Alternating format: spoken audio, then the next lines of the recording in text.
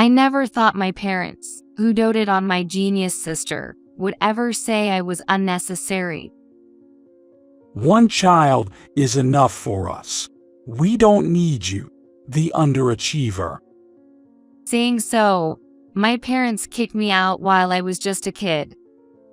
The one who reached out to me in my confusion was my uncle. Sorry I'm not well off, but let's live together. I took his hand without hesitation. My name is Emily. I'm currently 30 years old, but I have a complex past. It's all about family issues. But first, I want you to hear my story. I was born into a typical family, with a father working as a company employee and a stay-at-home mother. We lived with my paternal grandparents at their home, where my father's unmarried brother, who was my Uncle George, also lived. We started living together when I was 4 years old, and George was 24. Being single and living at the parents' house at around the age of 24 might not be considered unusual. But George had a reason he couldn't leave his parents' house. As a child, I didn't know the details, but it seems George had been frail since he was young. Even as an adult, he was often sick and couldn't hold down a job for long. As a result, he became a part-timer, able to work only a few hours, 2 days a week at most. He certainly couldn't earn enough for living on his own. Maybe he felt ashamed for still depending on his parents at his age because he always looked apologetic. Really, you're such a burden. My father often yelled at George, and I frequently witnessed it. Always when the grandparents weren't around. My grandparents loved their healthy son and their frail son equally, without favoritism. The cohabitation started because of my father's financial difficulties, so my father, who was also dependent on his parents, probably wanted to show some restraint in front of them. But when the grandparents weren't there, he always said terrible things to George, looked down on him, and snickered. George, with a sad face, never got angry or talked back. He just stayed silent. Why don't you get angry? I once asked him as a child. It's true that I'm depending on my parents. He answered with a troubled look. As a child, I thought that made sense, but now that I'm an adult, I think Dad is also depending on them. So he's not in a position to say anything. If I had understood that back then, I would have stood up for George. As a child who didn't understand, even though I felt bad when my father yelled at George, I couldn't say anything. Even though things were tense behind the scenes without my grandparents around, their presence brought peace. In front of my grandparents, George would relax and smile. And my father, regardless of his true feelings, never showed them. My mother was too busy caring for me and my sister Lucy, who was 2 years younger, to pay much attention to the relationship between my father and uncle. As a kid, I thought this routine would last forever. But then, everything changed abruptly. My grandparents died in an accident when I was 6 years old. Their passing left me incredibly sad and lonely. I cried a lot. My sister Lucy and I bawled together. I vividly remember George quietly shedding tears too. But what I remember most, something unforgettable, was my father's laughter. Yes, my father laughed. Despite his own parents' death, he didn't shed a tear, not when we rushed to the hospital, not during the funeral preparations. It wasn't about being stoic. Even as a child, I understood my father wasn't grieving. And then I became certain of it. On the day of the funeral, my father was laughing. He probably thought no one was watching, but I happened to look at him and saw his expression clearly. It wasn't laughter from overwhelming sadness or confusion. I could tell because I'm his daughter. It was a smile of genuine, unbearable joy. My father was happy about my grandparents' death.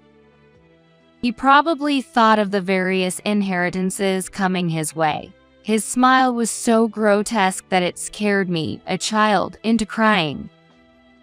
He must have thought those were tears for my grandparents' passing. George gently patted my head and stroked it. Looking up, I saw his eyes, red from crying but filled with a kind light, looking down at me. How could Dad and George, real brothers, react so differently to their parents' passing? It was a moment my unease towards my dad grew. Then, my father's behavior towards George drastically changed. First, my father's attitude towards George became noticeably hostile. Why should I have to take care of a good-for-nothing like you? Be grateful I let you live here. If you can't pay rent or anything, I'm taking all the inheritance. At the time, I didn't understand, but it was an utterly unreasonable declaration. Despite having a right to an equal share of the inheritance as brothers, my father claimed it all for himself as the head of the family. George could have stood up for himself or sought legal help. But he did nothing of the sort. Even though he looked sad, he never argued back or claimed his share of the inheritance. Are you okay, babe? Worried about my increasingly downcast George, I asked. I'm frail and can hardly work, so it can't be helped. He said with a weak smile. Day by day, as my father hurled abuse at him, my frail George became thinner and his complexion worsened. Yet, George always smiled at me. It's okay. Always. But 3 months after my grandparents passed away, George was ultimately kicked out of the house. Get out, you good-for-nothing. He was told, and without any objection or resistance, he left. George, I don't want you to go. I was sad about the farewell to my kind George and pulled on his arm, but he gently removed my hand and patted my head. It's okay, Emily. You're a strong girl. You'll be all right without me. But you won't be okay, will you? George, frail and unable to work properly. How was he going to survive on his own? It's okay. With tears in his eyes, he looked at me and said that before he left. The separation from George was sad, but there was nothing a child like me could do. Moreover, I soon found myself in a situation where I couldn't afford to worry about someone else. 2 years after my grandparents passed away, I was just a regular 8-year-old attending elementary school. And then, when my sister Lucy turned 6 and was about to start elementary school. In kindergarten, they said Lucy is really smart. That's what my mother started to say, and it was the beginning of everything. She might be a genius like me. My father was over the moon, and he impulsively decided to have her take an IQ test. And the result was astonishing. IQ 150. Definitely got my genes. Turns out, she scored an impressive IQ of 150. I didn't fully grasp it, but I understood my sister must be something special. Wow, Lucy, that's amazing. Thanks, Emily. Not really getting it, I praised her and she beamed with joy. Those were the good days. Until then, everything was fine. But then it all went downhill. All right, Let's get her into a good school. My father declared, ready to act on his spur-of-the-moment decision. Starting now. Even my mother was surprised, but was swept up by father's inexplicable confidence. She's a genius. She'll be fine. And with that, my mother got on board too. Then, my sister started going to tutoring every day. Since it's my mother who's accompanying my sister, naturally, household chores tend to get neglected. Then my father brought it up. Hey, since your mom and Lucy are busy, take care of the house yourself. He said that to me. And that's how laundry and cleaning fell to me. After school, hanging out with friends wasn't an option. I had to head straight home to do chores, or I'd get yelled at by my parents. If I didn't do them right, there were days I'd be skipped for dinner. We don't have time to take care of a failure like you. I was told. Why can't you score perfect marks? I was yelled at by my father for bringing home a test with a score in the 90s. Just try to be a little more like your sister Lucy. My mother said, exasperated. Even if I scored well on tests or came first in the sports day, my parents wouldn't notice or praise me, just ignored me. They'd mechanically tell me to learn from your sister Lucy. And then they started saying things like this. Well, it's hopeless for you. Lucy is a genius, but you're just incompetent. Lucy really was a genius, rapidly advancing in her studies with just a short period of tutoring, and passed the entrance exams with ease. As that happened, my parents became even colder towards me. They spent money on Lucy. I wasn't given new clothes and had to struggle wearing the ones that had become too small. Lucy got to eat delicious food. I got leftovers. Lucy was taken on trips. I had to stay home. My parents blatantly doted only on Lucy. This kid's gonna be a big shot someday. Then our retirement will be smooth sailing. My father would say, laughing. A doctor, maybe, or a lawyer, even aiming to be a politician wouldn't be bad. Having a genius daughter, we're super lucky. I was invisible in my parents' eyes. My existence, crying in Lucy's shadow, was forgotten. Then, when I was 10, my parents finally said, We don't need you because the education for Lucy costs a lot. What? Confused by what that meant, my father said, We're saying one child, Lucy, is enough. You mean to live on my own? How on earth? Well, I'll at least give you your uncle's contact. Take some money and figure it out on your own. And with that, I was really given just a small amount of money and kicked out of the house. Crying and pleading to be let back in, I banged on the front door, but there was no response. The door remained closed. In despair, I headed to the station. Being 10 years old, I had enough knowledge to ride the train. Asking people for directions, somehow I made it to George's apartment. When he answered the bell, he had the same kind face I remembered. He was shocked to see me and let me in, and when I told him what happened, he was furious. What are they thinking? No kidding. Even though it wasn't me he was angry at, I felt so sorry and depressed. Wondering if I was just a burden, tears started to well up in my eyes. Then, a hand was gently placed on my drooping head. It was the same large, warm, kind hand I remembered. It's been tough, huh? It's going to be okay now. But what should I do now?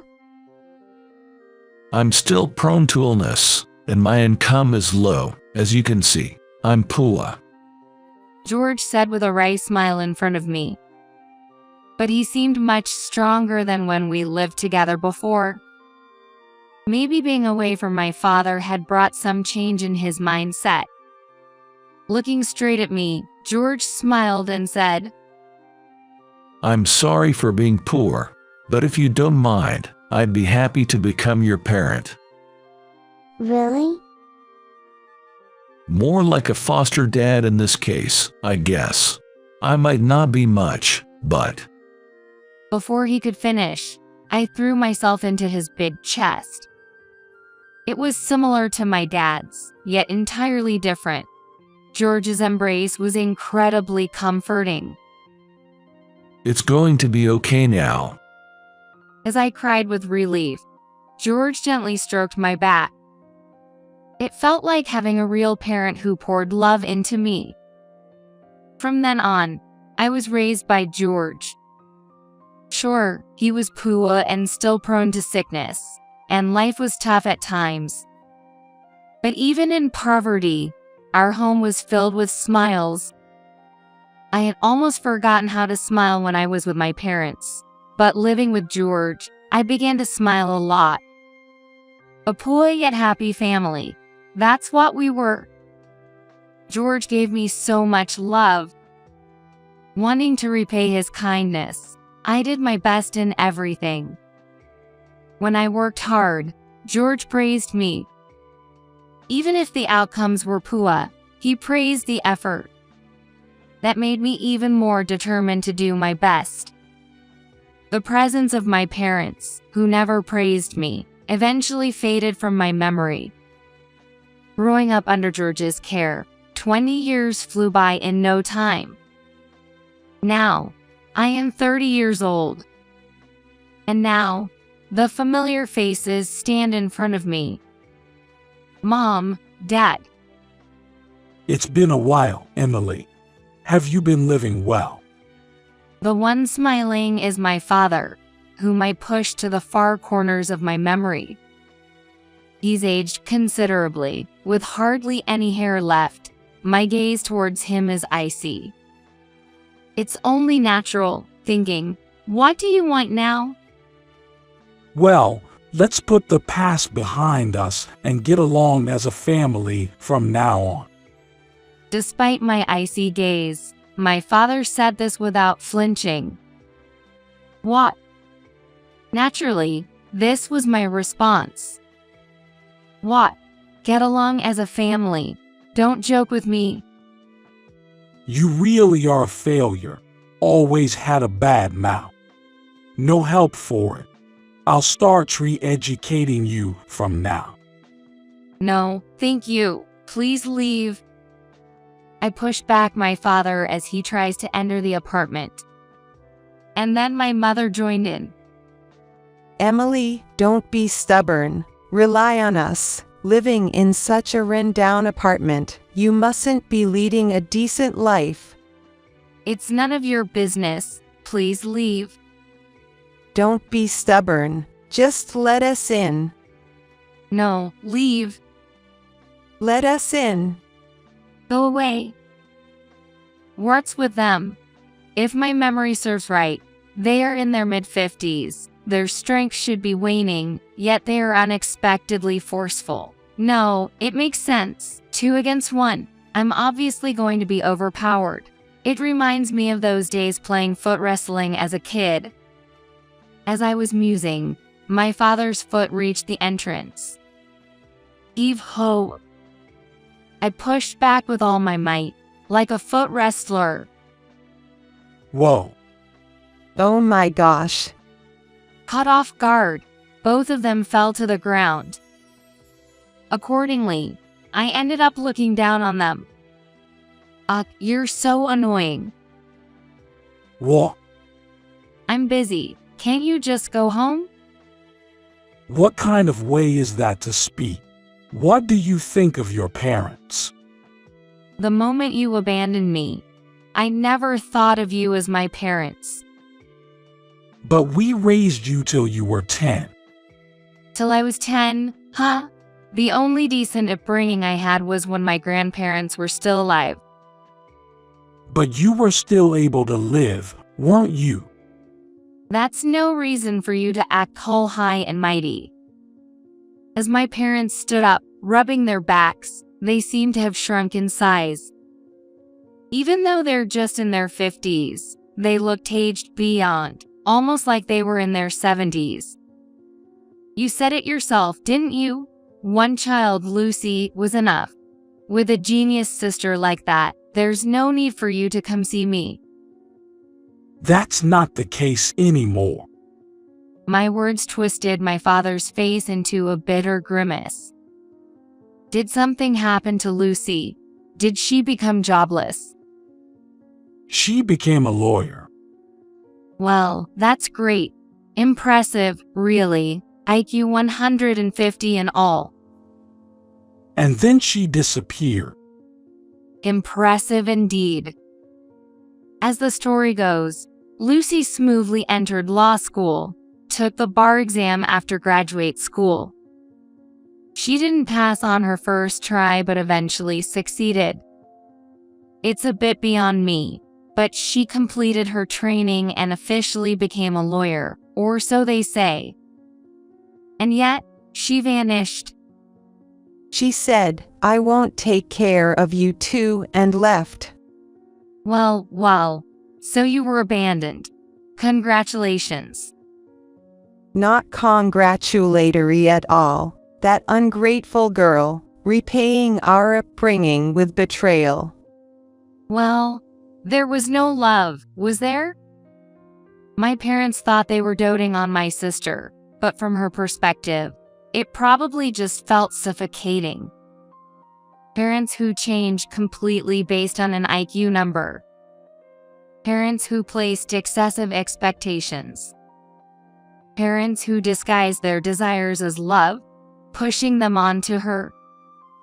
No wonder Lucy got fed up. My company went bankrupt.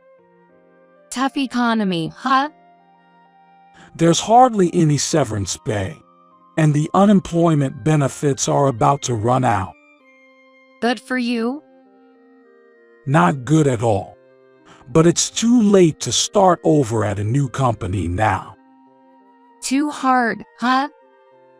I couldn't help but laugh at the lack of enthusiasm. So, you need to take care of us. The laughter dies instantly. No, I don't. What? You're going to abandon your parents. The only parent I have is George, who has been taking care of me since I was 10. What? My father looks bewildered by my words. Coming to this apartment means you knew I was living with George, right?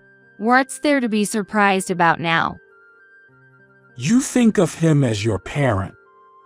The George who showered me with love. He's my dad. You two never gave me any love, so you're not my parents. My parents looked at me in astonishment. Despite his frail health, George worked hard. He struggled so I wouldn't have to. I worked really hard to repay that kindness. So, you're doing some decent work. Sort of. As I shrugged, my father grabbed my shoulder tightly. Let go. So, you're angry and you're embarrassed. Oh, Listen to what I'm saying. no need to say more. I understand perfectly. You were feeling lonely, huh? And now you're sulking. That's right. Always being not favored because of your sister. No wonder you're sulking. But now that you're with us, you're all happy and bashful. So, you're emotionally closed off. Don't make things up. Relax. From now on, we'll be together as a family. I couldn't make sense of it. Is my father already suffering from dementia? I stared blankly at my parents for a moment, gradually finding their foolish faces amusing. What are you laughing at? Happy, aren't you? No way. Just so you know, I haven't thought about you guys once in these past 10 years. Thanks to George, I've been living very fulfilling days. My parents were shocked by my sudden laughter, but I continued. I went to university through a scholarship program. Oh, you did. Then you must have gotten a good job. Yes, I got a job at a pretty famous corporation. Well, ain't that something? And I got married through some connections. Oh, then we must greet your husband. No need. Yes, we must. It's impossible. He's abroad right now. Oh, yeah. Just so you know, George is also abroad. George too? Really? What does that mean? I thought given you were living here alone, and given how frail he must have been, he may have passed away by now. Don't just assume George is dead. My husband got an overseas assignment, heard it was a good place for recuperation, so George went along. He's completely recovered and is happily playing with my children. Wait, you have our grandchildren. The rapid influx of information seems to have nearly short-circuited my parents' brains. As they blinked in confusion, I smiled brightly at them. At first, George was hesitant about living together with us, but he eventually agreed. We're all living happily together as a family. Then, maybe we could go abroad too. That's fine, but we won't live together or take care of you. Live on your own money. That's impossible. Are you abandoning your parents? You were the ones who abandoned me first. I finally snapped at their utterly selfish reasoning. My parents turned pale. I owe nothing to you, who abandoned me, but I owe a great deal to George. I plan to repay his kindness. Such. At least send us some money. George never touched the money I sent him, and he lived in this rundown apartment all this time. But he finally agreed to live with me overseas, so I came to finalize things. What? To think you'd show up on the very last day I'm leaving this old place. What a coincidence. Huh? So, you're leaving? I've finished the paperwork, and I'm just about to return the keys. Then I'm heading back to my home overseas. What about us? Are you abandoning your parents? After my mother turned pale and asked, I nodded emphatically. Thank you for abandoning me. Saying so with a smile left them speechless. Really, thank you. Because of that, I'm truly happy now. With that, I walked past them. How does it feel, you who abandoned your daughter, to be abandoned by both your daughters? I asked one last question, but no reply came. I didn't wait for their answer and left, thinking this would be the real farewell with my biological parents. Afterwards, I returned to my home overseas. The effort I put in while living with George paid off. I managed to secure a job at a good company. Then, with an overseas assignment, I met a man and got married. George cried and blessed the marriage. And with the birth of our children and George joining us, I'm now living happily with my husband, my children, and my Uncle George. And I wish I could find a wonderful man like your husband soon. My sister Lucy says, laughing beside me as we watch the children play in the garden. Well, now that you're free from our parents' grip, I'm sure you'll find someone. I need to get used to work first. Why don't you try for a liar's license here? I think I'll pass on being a lawyer. I've had enough of following our parents' orders. I want to pursue a career I'm passionate about. That makes sense. Right after I was abandoned by our parents and left home, Lucy sent a letter to George. It contained complaints about our parents' twisted love and the pressure she was under. She wanted to come live with George too, but his financial situation couldn't support both of us. And most importantly, our parents wouldn't allow it. So, for the time being, we've arranged for her to live at our parents' home where she can get by, and we're making plans for her to move out once she's an adult. It was tough for her, but my sister managed to overcome the trials and gain her freedom. She left home taking advantage of the moment our parents were happy about her becoming a lawyer. Of course, I helped her with that. She secured a job here but is struggling with the language and adapting to new things. But I'm sure she'll be fine. My sister Lucy, she just kept on living under our parents' roof. I tell you, I've never known anyone as patient and hardworking as her. She'll surely adapt here soon. I'm more worried about George. George is going to language school, I mentioned, and Lucy nodded happily. Sounds good. It's never too late to start something new. He seems to be in much better health now, so we need to make sure he enjoys life from here on out. Indeed. Our parents, who had taken everything from George, including his inheritance, got carried away with their spending and quickly ran out of money.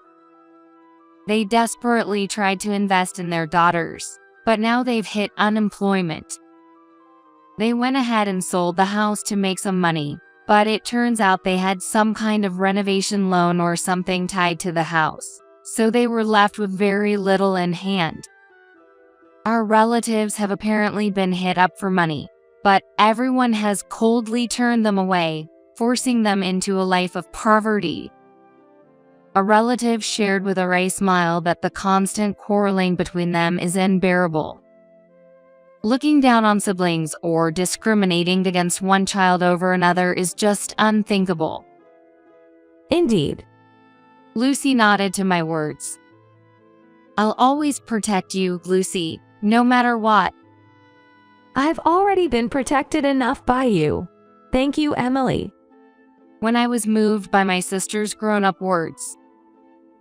What are you protecting? A hand was placed on my head. It seemed to have more wrinkles and felt smaller, but as warm as ever, making me squint as I turned around. Thank you. Huh? Seeing George standing there with a puzzled look, I smiled and said, Thank you, Dad. I love you.